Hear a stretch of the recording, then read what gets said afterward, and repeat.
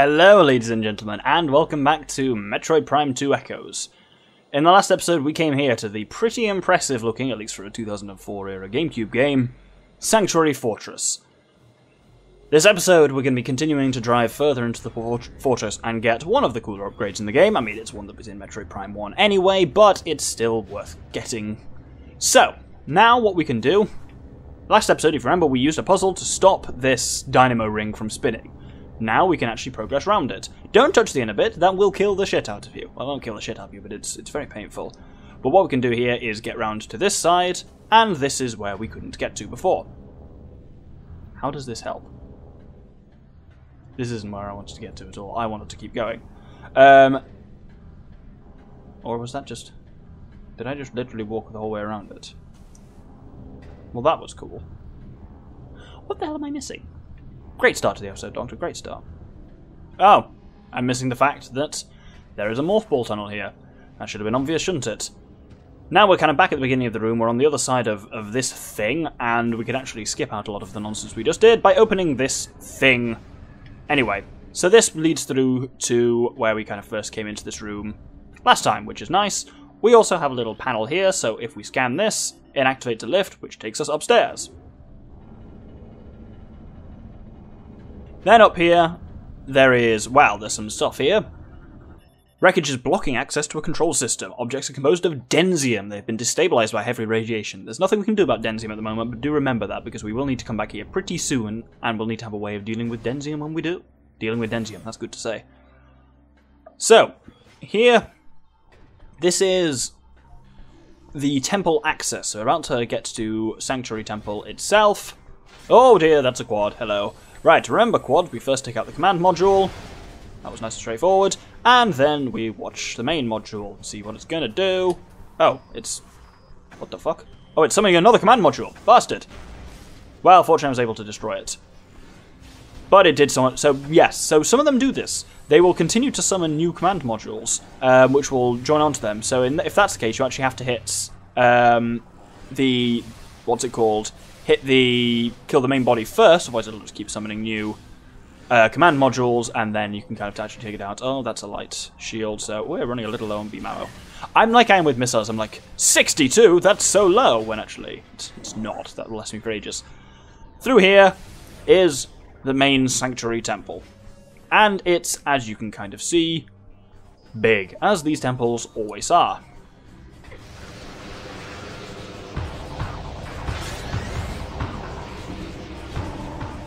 Oh good, yes of course, it can be very long before an enemy becomes this. So, this is a Dark Quad MB.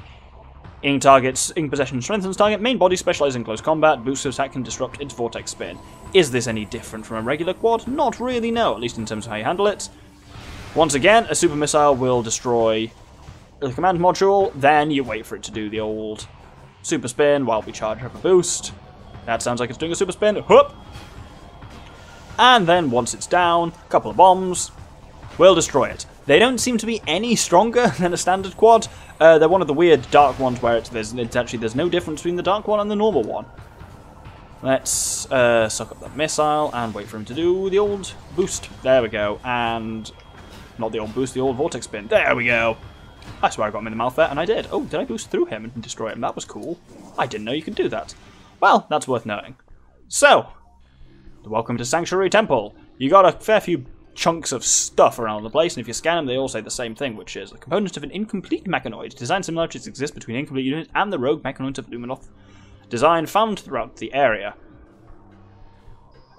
It looks complicated here, but there's actually only really one thing you can do, which is actually regenerate your beam ammo. Or not get any beam ammo out of that. Oh no, I think I've got a bit of dark ammo, that's quite nice. Let's grab some of these. Well, that'll do. So, we need to hop onto these kind of like gantries.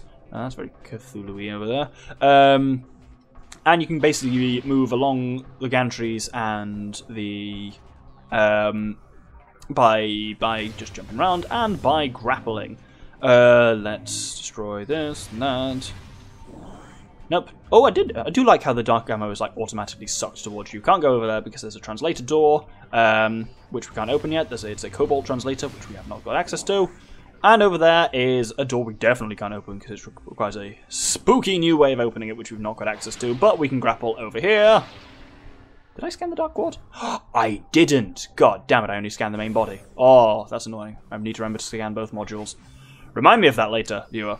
Don't remind me. I won't hear it from you. I'm planning to record a fair bit tonight. But yes, need to remember to do that. Here we have, as ever, we have the weird access to an energy controller, which means, of course, behind the temple itself, we have the energy controller. And as ever, we have a dead sentinel to scan. Luminoth subject terminated 1.1 decacycles ago. Subject is taking damage from a number of Luminoth weapon systems, most likely those used by rogue Luminoth combat drones. It took more than the Ing to defeat this warrior. And let's scan the holo projector.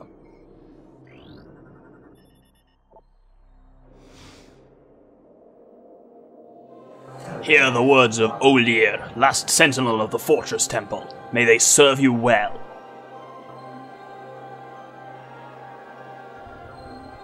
This used to be a great fortress, a safe haven for our people during the war. It also holds portals to the Ing Hive, the heart of their dark tribe.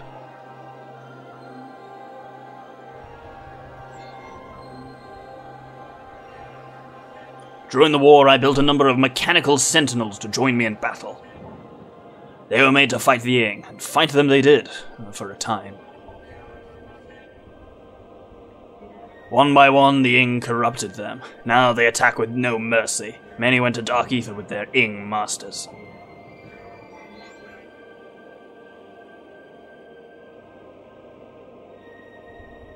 Expect them when you're in the Hive. The Ing like to use them as guards. The Ing will protect their home with great ferocity. In all of our battles, the Hive has never once fallen. I have updated your translator module. You can now access devices and doors coded with cobalt holograms. Search the area is now open to you. If only I could join you and redeem my fallen honor in battle. But my time has passed. Good luck. Let the light of Ether show you the way.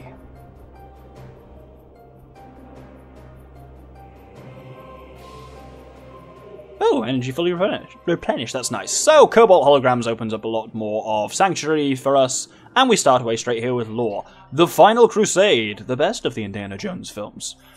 While our forces on Dark Ether fought desperate battles against superior numbers, our best minds completed their work. The Energy Transfer Module, a device discovered to designed to recover our lost planetary energy, was ready at last. A force of our greatest warriors was assembled, each equipped with the best armor and weaponry available. We sent this brave cadre of fighters to invade the Sky Temple and seize the missing energy lying within. Obviously, we know that didn't... With all of this Luminoth stuff, we actually know it didn't turn out particularly well. Let's head back through. So, Dark Sanctuary... well, not Dark. Regular Sanctuary Temple has now got some slightly weird shit going on. Some new enemies here. These are... Mechanobites. Wall-walking mechanoid. Mechanoid uses magnetism to propel projectiles at enemies, vulnerable to simultaneous explosive blasts. So what that basically means is it's stuck on there, so what you need to do is use a Seeker Missile to hit both of its limbs at once, and it'll fall off. This is basically the only place you see them, so do scan them now. I actually hopped down to see if they'd throw another Dark Quad at me, but they don't seem to be wanting to. Need to remember to scan that Dark Quad command module. Like, I know when I'll come across one again, definitely for sure, but that ain't for a while now. Oh, bloody hell. I really don't trust my abilities to remember at that point. Though actually I'm due to get to that point tonight, so... As ever, I will be going for the, what's it called? The Christmas Carol approach, if I'm going to do it all in one night. So this is only my third recording session. Oh, bloody hell. How did I miss that? It's only my third recording session for Echoes. Echoes. For Echoes ever. My first one I did Agon, my second one I did Torvus, and tonight I'm hoping to do the entirety of Sanctuary in one. That's going to be interesting because Sanctuary is a lot bigger than the other areas. In a sense of it's not actually bigger, but it requires... What I was going to say is that Sanctuary is not only just a larger area, but also partway through Sanctuary we need to go and do quite a lot of backtracking in Agon and Torvus before continuing. Through Sanctuary, so there's a lot of off-camera time when I'll be travelling around those areas quickly gathering shit, so... Yes, could be a longer one. So, in this area, This is kind of a big open area called the Workers' Path. What we need to do is hop down here, and this is very easy to miss. Turn around again and scan here, and you got a tiny little control module there, which when you activate it, restores power to a kinetic orb cannon. I can't really see much of the use of the kinetic orb cannons. They're one of those things like mothball structures. I really struggle to understand why they'd just be in these worlds. Yes, it makes sense in, for example, Talon, which we know is a Chozo world, but here in a non-Chozo world, it doesn't make so much sense. But I don't know. Anyway, there's a little thing rolling around here. Scan it now. This is utterly crucial because you will not get another chance to scan this thing. This is the Spider Guardian. Spider Ball powered Darkling. It uses Spider Ball power to cling to walls. It appears to have a connection to the energy system in the area. Overexposure to energy may disrupt it. So, going through here, we enter one of the more unique and I think really cool boss battles in the game.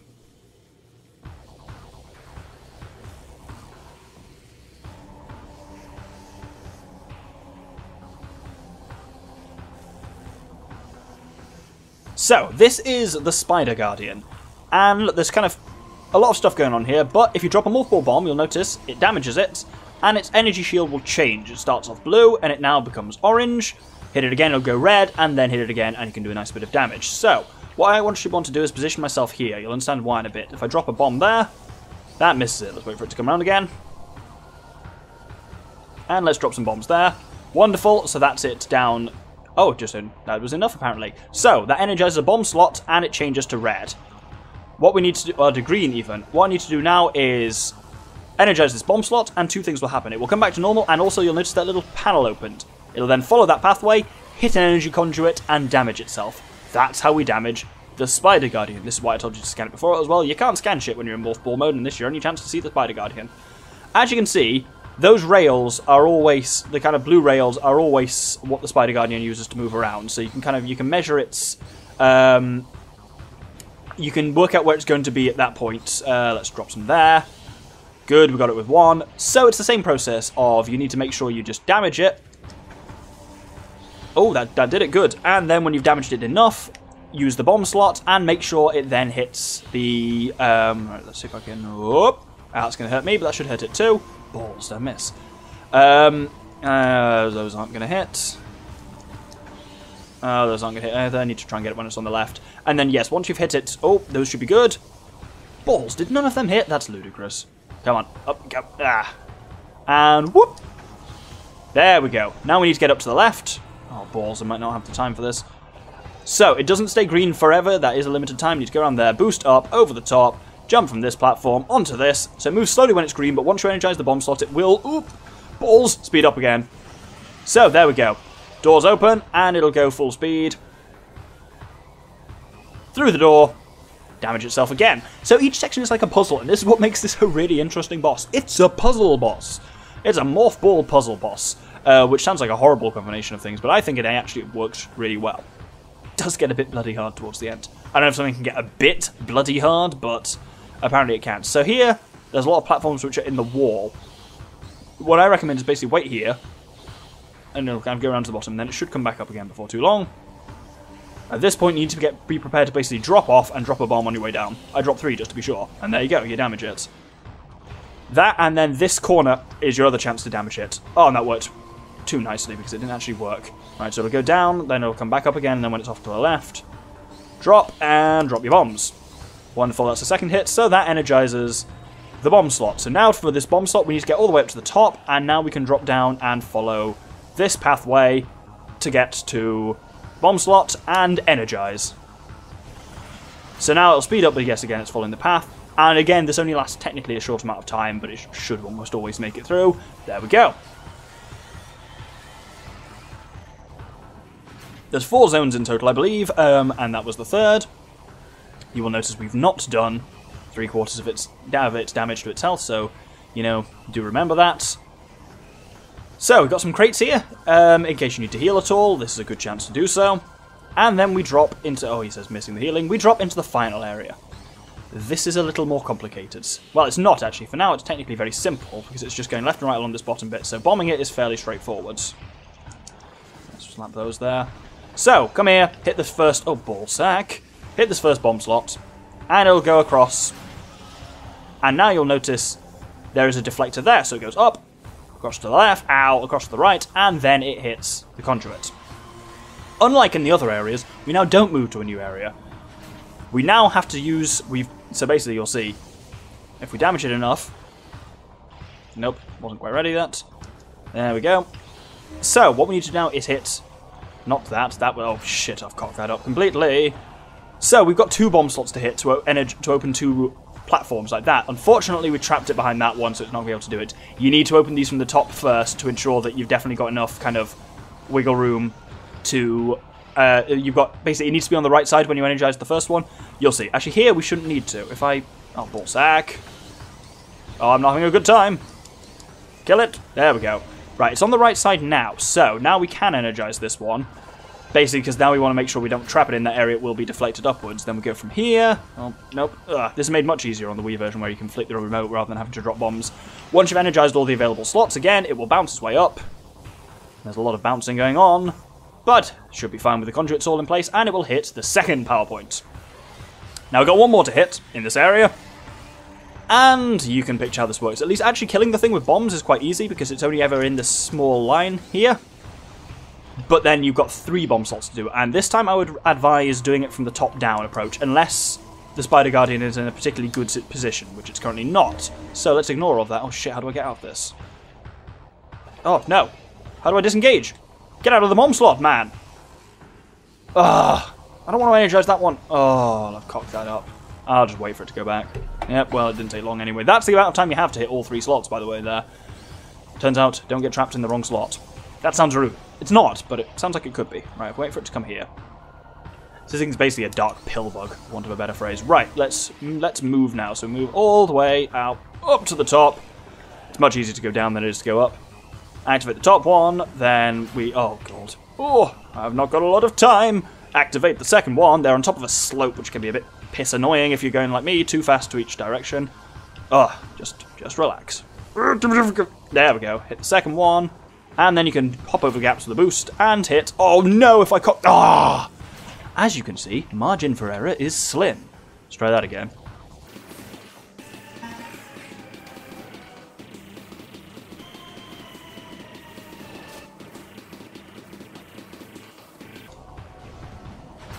Oh, no, there is, when I say slim, I mean there's actually basically no margin for error.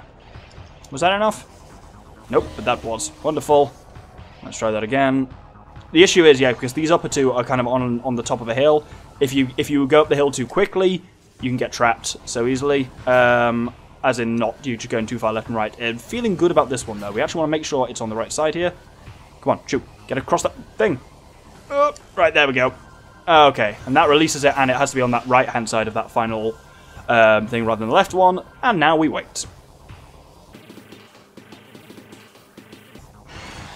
And there we go. Spider Guardian defeated.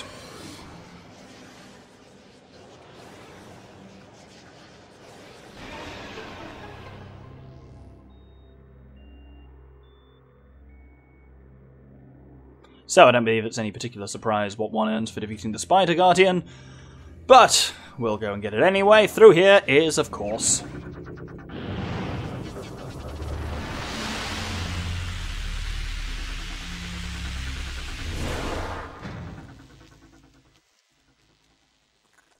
the Spider Ball, which is always a great fun attachment because of the number of different weird types of maze it opens up. So we hold Z to attach to Spider Ball tricks. There are a couple of other tricks to it as well. Also, you'll notice it's made that red dot on the side of our morph ball much larger, which I'm not sure I like as a design. So now there are some normal pill bugs here, and yes, we can now get around this. Little tricks, if you bomb, that jumps you up. So it's quite handy for transferring between tracks in kind of this sense. What we want to do for now is actually come to here, and it went round this top way, whereas we couldn't. If you follow around that top way, you'll notice there's a little hole. Oh, no. I just cocked that up. Yes, I did. What I want to do is get to here, drop off, and then if we hop up and to the left here, this is a very easy one to miss. Come on. Oh, I accidentally somehow hit 2 while flicking the Wii Remote. Yeah, that ability to flick the Wii Remote that's in Trilogy can actually, there we go, missile expansion, make that fight actually a fair bit easier because you don't have to, you can be faster to jump, certainly. And that's us out of the Dynamo Works. Do remember, Again, I'm telling you this after the fact. I do hope you did scan the old Spider Guardian, because you don't get another chance to do so. Anyway, for now, what we need to do is head back to the Hall of Combat Mastery. So for that, we need to head up here, which we can now do because we have the Spider Ball, and go through here, scan that key barrier if you haven't already, and we end up with... Ooh, what's that in the ceiling? That's kind of cool. Luminoth probe, transmission's been monitored by numerous sources, enemy sources may be using it, blah blah blah, nothing particularly exciting. Once we scan this, we open up another elevator. Let's head back down. As you may have noticed, there are a number of layers of Sanctuary Fortress which can be accessed in different ways. It's a very complicated map. Through here, we're back in the Hall of Combat Mastery, but an area we've not been to so far, and we have a cheeky bit of lore to end the episode off with. Shattered Hope. None of the warriors sent to the Sky Temple returned. Our forces searched Dark Ether for them in vain. Of the energy transfer module, there was no sign. Though saddened, we set out to prepare another mission, to build another module and to try once more to save our dying world. And, as ever, now we've got a new technology, we can scan things that involve that technology, so we can now scan Spider Ball tracks. Magnetic rail system in morph mode, press and hold Z while close to the surface and use control stick to move along the track. Release Z to disengage from the surface. And I think we'll hold it there, so thank you very much for watching. We've come now much deeper into Sanctuary Fortress. Next episode we'll be doing a little bit more exploration of Sanctuary, but then actually we're going to go and explore some other areas for some other things. Thank you very much, and good day.